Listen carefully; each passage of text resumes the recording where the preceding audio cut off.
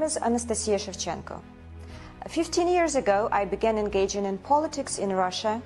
Today, I am in exile, wanted by Russian authorities, arrested in my own country. I have been detained and fined several times for protesting Putin. In January 2019, I was arrested for being a member of a so-called undesirable organization. What is my crime, you may ask? I was holding a flag in the city center that said, "Enough of him." When my house arrest began, I was a mother of 3.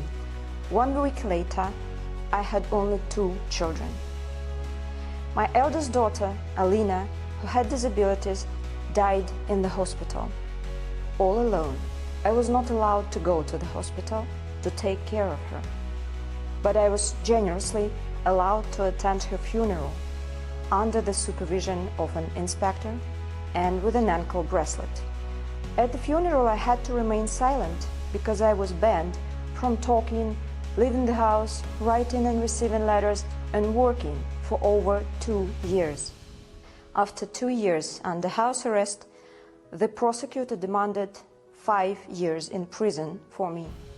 If you are tired of Putin's regime, you are unwanted by the Russian criminal regime. They want terrorism, war, repression, corruption, and hate. When you criticize the government, they tell you, you are a woman, take care of your children, and stay out of politics. But I got involved for the sake of my children, to show them that one cannot remain silent in the face of injustice. Every day I'm horrified to think about how many children suffer at the hands of dictators. My maternal heart aches for each child, for every tear they shed, for every nightmare they endure. Today, I want to draw your attention to the most vulnerable and innocent victims of war and dictatorship.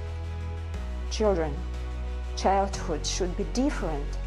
Thousands of children have been abducted by Putin in Ukraine.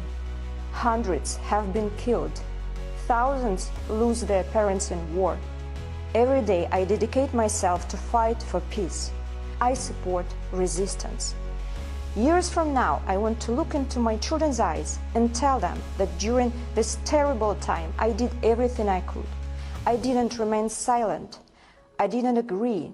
I was fighting. Enough of them.